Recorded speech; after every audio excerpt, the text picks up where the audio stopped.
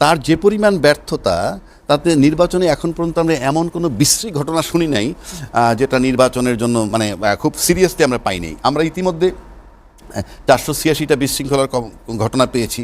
তা সেখানে যেখানে 42,000 সেন্টার, সেখানে 486টায় বিশৃঙ্খলা খুব জরুরি, মানে খুব কঠিন কিছু, নর্মাল মানে মানে খুব খারাপ কিছু না, কারণ আমরা অতীতে এটা দেখেছি। আর এই সরকার তো ব্যর্থই। এই সরকারের বেলায় যা হওয়া উচিত ছিল তা হয় নাই। আচ্ছা, কেন হয় নাই সেই প্রশ্নটা আসতে পারে। প্রশাসন কি তাকে কোঅপারেট করতেছে? প্রশাসন যদি কোঅপারেট করতে, তাহলে পিছের 18 মাস ব্যর্থ হলো কেন? পিছের 18 মাস নিন্দা শুনলো কেন? তাহলে প্রশাসনের রোল তাইলে পিছে ছিল কিনা আমি জানি না। আজকে যদি বলা হয় মাঠে সেনাবাহিনী বলেন, আনসার বলেন, সবাই বিশাল রোল প্লে করছে, তাহলে পিছের 18 মাস নিন্দিত হইল কেন আইন শৃঙ্খলা পরিস্থিতি নিয়ে? তাহলে পিছিয়ে 18 মাস কি কোঅপারেট করেন নাই? আসলে বিষয়টা কি তাই? কিন্তু আমার কাছে সেটা মনে হয় না।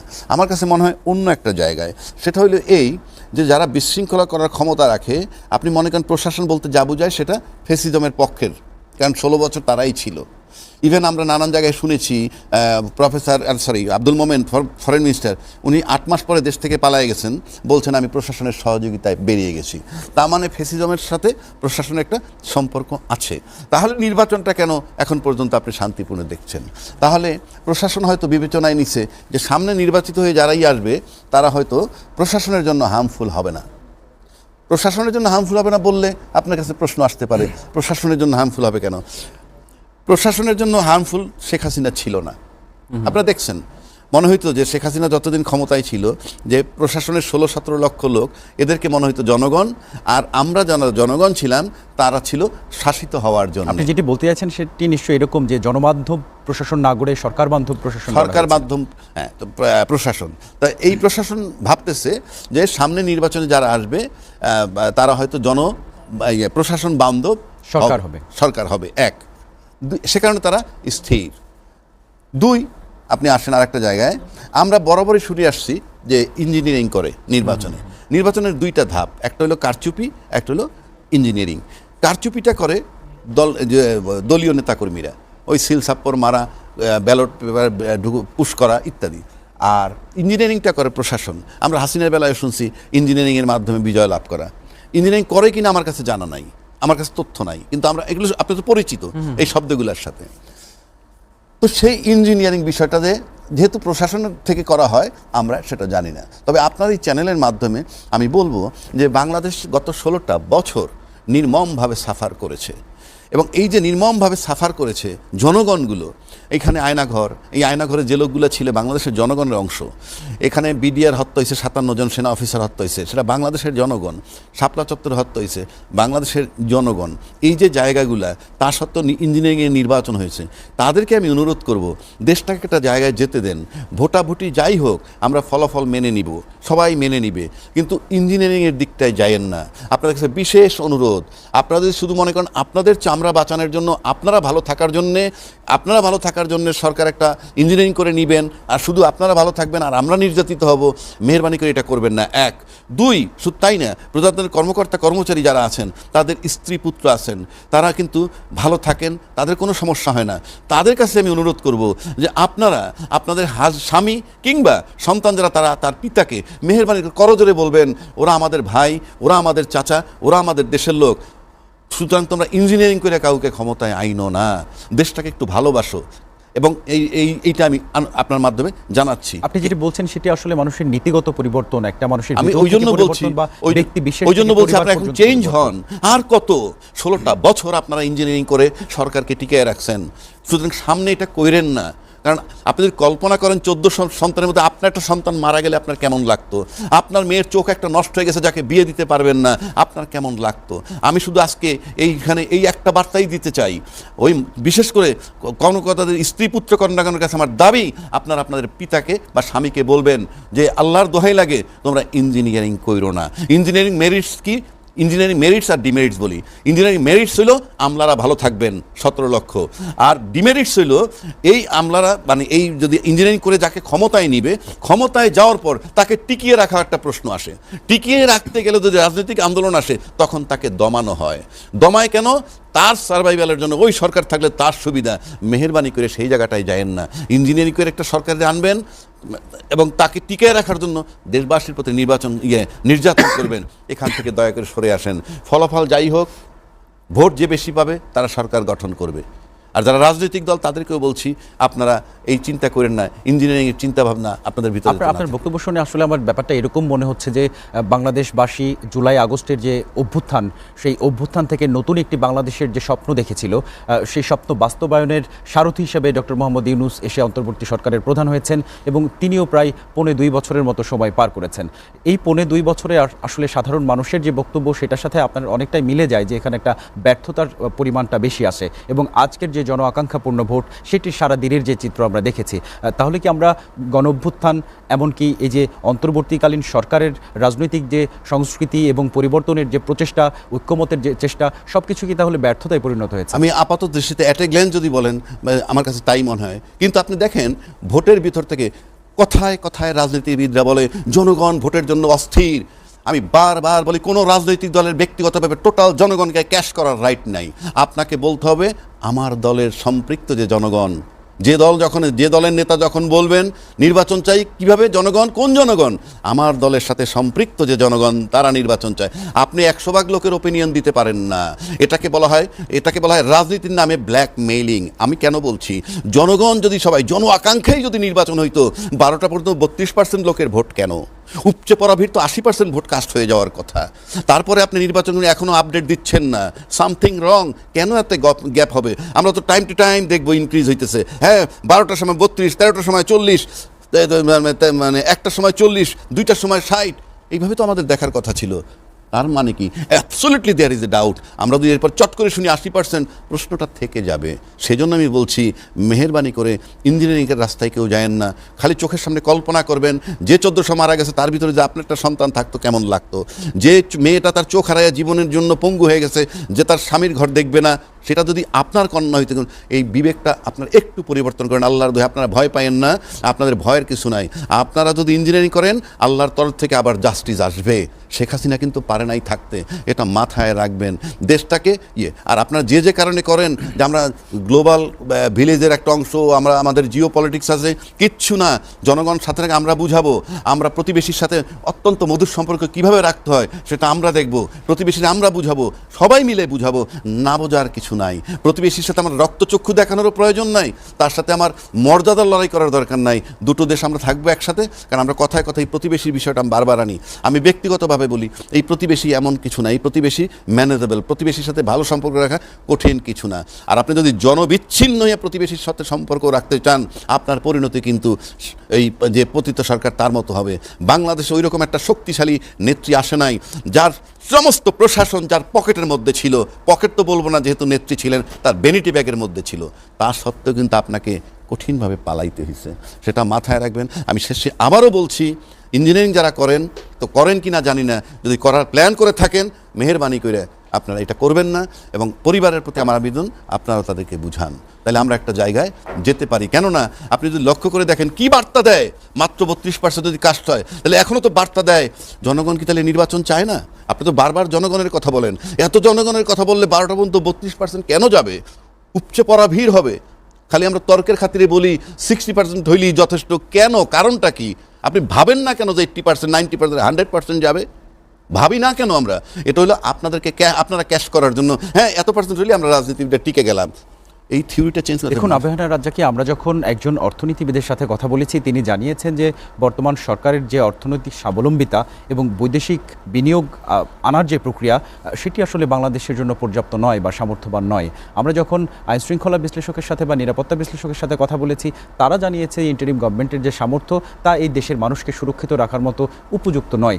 আপনি একজন রাজনীতি বিশ্লেষক, আপনি যেটি বলছেন সেখানে আমরা আসলে সেই একই ধরনের অনুপযুক্ততার একটা বিষয় পেয়ে যাচ্ছি। তাহলে যে আজকের ত্রয়োদশ নির্বাচনের পরবর্তীতে এবং গণভোটের মধ্য দিয়ে আগামী যে সংবিধান সংস্করণ সহ নতুন যে বাংলাদেশের একটা ধারণা করা হচ্ছে, সেটিও কি আসলে যেই দলই ক্ষমতায় আসুক বা যে সরকারি গঠন হোক, এটি কি আসলে ব্যর্থতার আর এক ধাপের দিকে এগিয়ে যাচ্ছে? এটা আপনি বসে বসে দেখবেন, আমার বলার প্রয়োজন নাই। এই সরকারকে আমরা কি পরিমাণ নিন্দা করছি, তাকে কি রকম অথর্ব বলছি, অযোগ্য বলছি, গালাগালি করছি। উনি নোবেল পেয়েছেন, সেটাকে আমরা টিজিং করেছি, পয়সা দিয়ে নোবেল এনেছেন। বাংলাদেশে বহু পয়সাওয়ালা আছে, নোবেল দিয়ে পয়সা দিয়ে পাওয়া যেতে বহুজনে কিনে আনতেন। তা সত্ত্বেও তার যে মর্যাদা দিচ্ছি, আপনি নির্বাচনটা হোক, আপনি দেখতে পাবেন যে এই আপনার টেলিভিশনে এসে, এই চ্যানেলে এসে আপনার সরকারের নিন্দা করতে পারেন কি না। আমি বলছি সরকারের নিন্দা করা যে বাধ্যতামূলক তা না, যদি সরকারের কোনো ল্যাকিং দেখেন, কোনো লুপহোল পান খুঁজে, তারপর আপনার নিন্দা করতে পারেন কি না দেখবেন, তো ফলাফলই বলে দিবে, সময়টা বলে দিবে। তখন আমরা যেমন এই সরকারের একটা নিন্দা এমনভাবে করছি, তার 18 মাসের ব্যর্থতা খালি বলছি। উনি তো 18 মাসের কোনো নতুন কিছু করেননি। আমরা ভুলেই গেছি তার আগের যে 15টা বছর ছিল। আমরা কিন্তু এই নির্বাচনের আগ পর্যন্ত আমরা কিন্তু এই সরকারের 18 মাসের নিন্দা করেছি, আমরা কিন্তু পিছের 15 বছরের নিন্দা করিনি। এবং আমি অ্যাডভান্স বলে যাচ্ছি, আবার যিনি নির্বাচিত হয়ে আসবেন, ক্ষমতায় যারা আসবেন, তারা দেখবেন এই সরকারের এই 18 মাসের কি গাফলতি কি করছে এইগুলার নিন্দা হবে। ওই 15 বছর কিন্তু ডিলিট হয়ে গেছে, এবং ওই 15 বছর যেহেতু ডিলিট হয়ে গেছে, এবং ওই 15 বছরের ব্যাপারে ওই ফেসিজম কনফার্ম যে আমার এটা ডিলিট হয়ে যাবে, নির্বাচিত সরকার যে আসবে সেজন্যই নির্বাচনটা সুন্দর হচ্ছে। ওই যে ডিলিট হয়ে গেছে তার একটা আস্থা, তার একটা বিশ্বাস জমছে ওই সরকারের যে আমার 15 বছরের অপকর্মটা ডিলিট হয়ে যাবে, নির্বাচিত হয়ে যারা আসবে। সে কারণে সমস্ত ডিস্টারবেন্সের ঊর্ধ্বে থেকে একটা নির্বাচন হতে যাচ্ছে। দেখুন, ভোটের প্রচারণার মাঠে আমরা যেটি দেখেছি যে সকল রাজনৈতিক দলগুলো নির্বাচনে অংশ নিয়েছে, 11 দলীয় জোট এবং বিএনপি সমর্থিত যে জোট, এই জোটের মধ্যে কিন্তু প্রচার প্রচারণার সময় আমরা দেখেছি যে অন্যান্য বছরগুলোর তুলনায় বা বিগত সময়গুলোর তুলনায় লেভেল প্লেইং ফিল্ড নিয়ে খুব একটা অভিযোগ আমরা আসতে দেখিনি, এবং বেশ একটি প্রতিদ্বন্দ্বিতামূলক কিন্তু আমরা ভোটের হাওয়া দেখেছি। এবং আজকের দিনের সকালের শুরু থেকে কিন্তু এরকম একটা আবহাওয়ার মধ্য দিয়েই ভোটটি শুরু হয়েছে। তাহলে ভোটের দিন এসে কেন আমাদের এটি মনে করতে হচ্ছে যে একটা সন্দেহপূর্ণ ভোট থেকে যাচ্ছে? আচ্ছা, আপনি আমাকে বলেন, এর আগেও কিন্তু সরকার বদল হয়েছে, সরকার তাড়ায় দেওয়া হয়েছে, এরশাদ সাহেবকে তাড়ায় দেওয়া হয়েছে, পদত্যাগে বাধ্য করা হয়েছে। তারপরে যে নির্বাচনটা হয়েছিল, ওই পদত্যাগ করার পর কারা চলে গেছিল? শুধুমাত্র কিন্তু সরকার, মানে মন্ত্রী পরিষদ সহ সরকার। তারপরে যখন আমরা 96-এ তত্ত্বাবধায়ক সরকার আসলো, তারপরে যখন 111 আসলো, সেখানে শুধু সরকার চলে গেল, সরকারের মন্ত্রী পরিষদ সহ। বাকি সব তো ঠিক ছিল, পুলিশ প্রশাসন, আমলা প্রশাসন, বিচার বিভাগ সব কিন্তু ঠিক ছিল, শুধু সরকার চলে গেছে। কিন্তু এবারের নির্বাচনের আগে কী হলো? 1400 লোক মারা গেল, 30,000 লোক আহত হইল, বায়তুল খতিব পালায়ে গেল, বাংলাদেশ ব্যাংকের গভর্নর পালায়ে গেল, বিচারপতিরা পালায়ে গেল, সমস্ত প্রতিষ্ঠান ধ্বংস হয়ে গেল। সংস্কারের নামে 8 মাস পার করলাম, সংস্কার হয় নাই, গণভোট পাশ করলে হবে। সেই অবস্থায় আমরা একটা নির্বাচন করতে যাচ্ছি এবং নির্বাচনটা ভালো হচ্ছে কেন? এটার মানে হচ্ছে যে সরকারটাকে আমাদের তাড়ানোটা জরুরি।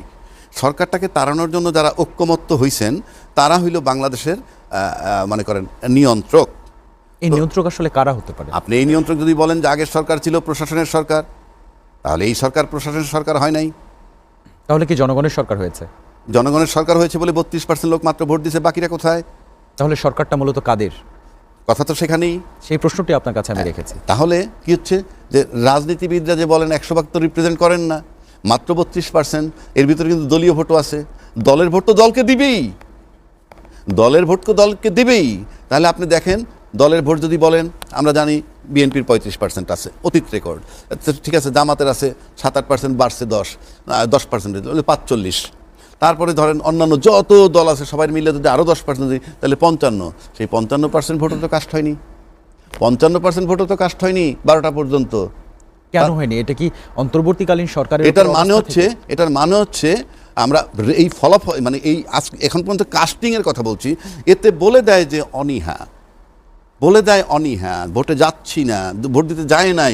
আর ভাই, অনীহাটা আসলে কেন মনে হয়? এটার মানে হচ্ছে যে আপনি যদি ধরেন একটা দলের আইডিওলজি দেখলেন একরকম, একটা চট করে ইউটার্ন নিয়ে নিল। মনে করেন আমি একটা দল করেছি, সেই দলটার কিছু আইডিওলজি আছে, সেই আইডিওলজি নিয়ে মনে করেন আমি মোটামুটি 40 বছর রাজনীতি করলাম, তাহলে 40 বছরে তো আমার কিছু লোক হয়েছে কি না? হয়েছে। এখন চট করে যদি আমি এটা রিভার্স হয়ে যাই, আমি পার্টির লোক চিফ হিসাবে রিভার্স হয়ে গেলে আমার যত ফলোয়ার্স আছে সবাই কি সব মানবে? অনেকেই ঘুরে যাবে। তো অনেকেই ঘুরে গেলে আপনি যদি লক্ষ্য করে দেখেন যে মিডিয়া 16 বছর যাদেরকে কাভারেজ দেয় নাই, 16 বছর পর এমনভাবে কাভারেজ দিচ্ছে যে মনে হয় ওই যে পিসের সরকার 16 বছর যাকে কাভারেজ দিত সে বাংলাদেশে কখনোই ছিল না, এইরকম মনে হয়। এই রিভার্স হওয়ায় তার নিজের ভিতরেও তো মতবিরোধ হতে পারে, সেটা আমরা জানি না। নয় এত পার্সেন্টেজ এত কম কেন? এখন আমাদের রেজাল্ট শুনি 80% কাস্ট হয়েছে। আমি তো ভাই ভাই অ্যাটলিস্ট যাই হোক না কেন আমার তো আস্থা থাকবে না। তা নাহলে 12টার পর থেকে 1 ঘন্টা পর আমরা আপডেট জানলাম না কেন? আপনিও তো চ্যানেল হিসাবে বারবার রিপোর্টিং করতেছেন, 1 ঘন্টা 2 ঘন্টা পর আপনারা স্পেশাল টক শো করতেছেন। ইউ আর ফেইলিউর আপনার, ইউ আর ফেইল্ড যে আপনি আপডেট দিতে পারতেছেন না। আপডেটটা দেওয়ার কথা না? আমরা গণতন্ত্রে ফিরে যাচ্ছি, জন আকাঙ্ক্ষা বাস্তবায়ন করতে যাচ্ছি, তাহলে আপনি আপডেট পেতে এত দেরি হচ্ছে কেন? এবার কিন্তু ভোটের আগেও অন্তর্বর্তীকালীন সরকারের প্রেস উইং থেকে জানানো হয়েছে যে ভোটের ফলাফল গণনাতেও বেশ খানিকটা সময় লাগবে এবং ভোটের চূড়ান্ত ফলাফল ঘোষণা করতে সময় লাগতে পারে। তো এই যে দীর্ঘ একটা সূত্রিতার বিষয়, এই সময়গুলো আপনার কি মনে হয় বর্তমান সরকার কি আমার কাছে মনে হয় আবার প্রশ্নের কোনো, আমার কাছে মনে হয় এত সময় লাগবে না। এখন সরকারে তো ভাবছিল জনগণ নির্বাচন চায়, যেভাবে আমরা ফলাও করছি তাতে যদি 80% 90% ভোট কাস্ট হয়ে যায়, আপনি তো এখন 12 কোটি ভোটার, 12 কোটি ভোটারের যদি 80% কাস্ট হয় তাতে কত আসে আপনি বলেন? রাফলি আমার কাছে মনে হয় 8 কোটি, আরও যদি ধরেন প্রায় 9 কোটি, 9.5 কোটি, 10 কোটি ভোটার আইসে যায়। তো 10 কোটি ভোটারের তো 20 কোটি ব্যালট হবে, কারণ না গণভোটও আছে, সুতরাং নেচারালি গুনতে টাইম লাগার কথা। এখন আমি পাইতেছি মাত্র 32%, 12টা পর্যন্ত, তারপরে আপডেট নাই। তারপর চট করে আমি 80% 60% শুনলে আমার তো একটা প্রশ্ন আসবে, কারণ আপনার জন আকাঙ্ক্ষা, তাহলে তো সুযোগ পাইলেই আমি ভোট দিতে যাব, সুযোগ পাইলেই ভোট দিতে যাব, তাহলে তো দেরি হওয়ার কথা না। প্লাস এও শুনছি যে আপনারা সবাই মধ্যরাতে তাহাজ্জুদে নামাজ পড়ে গিয়ে পাহারা দিবেন, ভোট সেন্টারে যাবেন, আরেক গুরু বললো ফজর নামাজ পড়ে যাবেন, তাহলে তো ভোটারে জয় জয়কার থাকার কথা। 12টা পর্যন্ত 32%, আমি বারবার রিপিট করতেছি কথাটা। তার মানে আপনার আইডিওলজি চেঞ্জ করছেন, তাতেও আপনার লোক ঘুরে যেতে পারে। হ্যাঁ, এখন ভোট হইলে, এখন যদি ভোট মনে করেন 100 ভোটের মধ্যে 20টা ভোট কাস্ট হয় বা 30টা কাস্ট হয়, তার ভিতরে আপনি 18টা পাইছেন, আমি 12টা পাইছি, আপনি জয়লাভ করেন, কোনো সমস্যা নাই। আপনি 18টা 20টা ভোট পাইয়া পুরো 100 লোকৃত শাসন করবেন। আমরা তো সেই জায়গাটাই ফেরত যাচ্ছি যেই পদ্ধতিটা আগে ছিল। তাহলে কি দেশের রাজনৈতিক দলগুলোর কাছে দেশের অপামর জনসাধারণ বলতে আমরা যা বুঝি অপামর জনতা, তারা কি বারবারই প্রতারিত হচ্ছে? রাজনৈতিক দলের কাছে জনগণ কোনো ফ্যাক্টর না। রাজনৈতিক দলগুলো যদি ভাবতো যে এই দেশটাকে আমরা গড়ব 53-55 বছর যাবত, আপনি দায়িত্বশীল, আপনি বলেন তো কোন রাজনীতিবিদ যারা সুপ্রতিষ্ঠিত বাংলাদেশে, তাদের সন্তানরা বিদেশে লেখাপড়া করছে, তাদের সন্তানরা বিদেশে থাকে, ছেলে পেলে বিদেশে থাকে, 90% কেসে তারা দেশটা গড়ত, তারা এই দেশে বসে ভাবে এই দেশ তাদের জন্য ভালো নয়। আপনার দেশ যদি আপনি ভালো বানাইতে না পারেন নাই বলেই আপনি বাইরে যাচ্ছেন, বাইরে রাখতেছেন। আর আপনি যখন বাইরে রাখছেন সেফ জোন, তখন আপনার কাছে মনে হয় এটা আমার আয়ের জায়গা, এটা আমার ইনকামের জায়গা, যার জন্য এমপিরা ইনকাম করে। এমপিদের কাজ ইনকাম করা নয়, এমপিদের কাজ ডেভেলপমেন্ট ওয়ার্ক না। ইভেন সাংবাদিকরা গিয়েও প্রশ্ন করে আপনি নির্বাচনে আপনি এলাকার কি উন্নয়ন করবেন, প্রশ্নটাই তো সঠিক নয়। বলা উচিত ছিল আপনি উন্নয়ন করলে বাংলাদেশের জন্য আপনার কি আইন বানানো দরকার বলে আপনি মনে করেন। আমরা বারবার দেখছি নির্বাচনে কারচুপি হয়, এটা হয় সেটা হয়, এগুলো প্রোটেকশন দেওয়ার জন্য কী ধরনের আইন করা যেতে পারে। এই আলাপ না হয়ে আপনি কি উন্নয়নমূলক কাজ করবেন? এ কাজ তো আপনার নয়, এ কাজ উপরাজ্যের চেয়ারম্যানের, কাজ ইউনিয়ন চেয়ারম্যানের। এবং এমপিদের কাছে এটা হলো আয়ের উৎস, আয়ের জায়গা। তা নাহলে 25 কোটি 30 কোটি টাকা ব্যয় হয়, কোনো সন্দেহ নাই। এই টাকাটা আপনি ব্যয় করেন কেন? ওটা কি পাগল? তাহলে কি রাজপথ, বিপ্লব, সংগ্রাম, রক্তপাত, প্রাণহানি কোনো কিছুই আমাদের একটা আগামীতে স্পষ্ট স্বচ্ছ আমি এখন পর্যন্ত দেখতেছি না, আমি জানি না। কারণ আপনি যদি মনে করেন যে আপনি রাজনীতির দেশটাকে ভালোবাসেন, তাহলে আপনার যে ক্ষমতায় যেতে হবে এমন কোনো কথা তো নাই। আপনি আপনার অ্যাডভাইসটা দেন না, এই করেন, এটা দেশের জন্য ভালো। তাহলে উত্তরণের পথ কি হবে? উত্তরণের পথ আপনি যদি আমাকে বলেন, আপাতত আমি দেখছি না ভাই, আপনি আপাতত দেখছি না উত্তরণের পথ। এটা হইল, মনে করেন রাজনৈতিক সরকার আসলে যেটা হবে, তারা যারা ক্ষমতায় থাকবেন তাদের লোকগুলো ভালো থাকবে, হৃষ্টপুষ্ট থাকবে। হ্যাঁ, আপনি তো 100% লোককে ভালো লাগানোর জন্য আপনি আসছেন না। তা না হইলে দেশে তো চাঁদাবাজি হয়, নাকি হয় না? দেশে তো দুর্নীতি হয়, টাকা পাচার হয়। হ্যাঁ, তো চাঁদাবাজি কারা করে? চাঁদাবাজি করবে যে দল ক্ষমতা আসার পরে, সে কি তার এই দলের কর্মী নেতা যারা আছে তারা কি তাদের আত্মীয় স্বজনের কাছ থেকে চাঁদাবাজি করবে, না উল্টা দিকের লোকটার কাছ থেকে? আওয়ামী লীগের সময় যারা চাঁদাবাজি করছে যাদের কাছ থেকে, হ্যাঁ, এখন আসলে উল্টো হবে। আপনার কাছে আমার শেষ প্রশ্ন আমি রাখতে চাই, যেটি হলো যে উই ওয়ান্ট জাস্টিস, এই স্লোগানের মধ্য দিয়েই কিন্তু আমরা দেখেছি জুলাই আগস্টের বিপ্লব সংগ্রাম সুসংগঠিত হতে, এবং সুবিচারের দাবিতেই কিন্তু পথে নেমেছিল সাধারণ মানুষ। আপনি নিজেও একজন আইনজীবী, তো সেক্ষেত্রে আপনার কাছে জানতে চাই যে এই যে দেশের সুশাসন প্রতিষ্ঠার জন্য এতক্ষণ আমরা গণতান্ত্রিক ব্যবস্থার যে আলোচনাগুলো করছিলাম, সেটিও আসলে হতাশাজনকই বলা চলে আপনার ব্যাখ্যা অনুসারে। সুশাসন প্রতিষ্ঠার জন্য আমাদের আসলে আর কীভাবে, কতটা অপেক্ষা করতে হতে পারে? উই ওয়ান্ট জাস্টিস যে কথাটা বললো, তার মানে কি দেশে যারা ক্ষমতায় ছিল তারা তো আইন মোতাবেক ছিল, বাট আইনটা বানানো হয়েছে তার নিজের মতো করে। তো আপনি যখন তারাইতে গেছেন, আপনি কি আইন দিয়ে তাড়াইতে পারবেন? আপনাকে তাড়াইতেছে বেআইন দিয়ে, নাহলে যারা দাবি করে তারা আন্দোলন করছে, 12 বছর তো আন্দোলন করছেন, সে তো সরে নাই, তাকে তো বেআইনিভাবেই সরাইতে হইছে। তো বেআইনিভাবে সরানোর পর যখন এটা অ্যাকসেপ্ট করে তখন এটা আইন হয়ে যায়। তা না হলে আজকে যারা ইলেকশন করে ক্ষমতা আসবেন তারা কি একবারও প্রশ্ন করে না বেআইনিভাবে আমরা ক্ষমতায় যাব না, ঠিক আছে দরকার নাই আমরা বেআইনিভাবে বলছে। আর আপনি বেআইনিভাবে তাদেরকে তাড়ানো হয়েছে, তাই আমরা 26-এ নির্বাচন পাইছি, সে না আসলে তো 29-এ নির্বাচন পাইতাম। এবং সেটা যারা আনছে তারা ডেড বডি হয়েছে, 1400 ডেড বডির বিনিময়ে আমরা এটা পাইছি, 30,000 লোক আহত, তাদেরকে সবার স্যালুট করা উচিত। আমরা কি সবাই তাদেরকে স্যালুট করেছি? আমি নিশ্চিত করে বলে দিচ্ছি না, বরং আমরা চিন্তা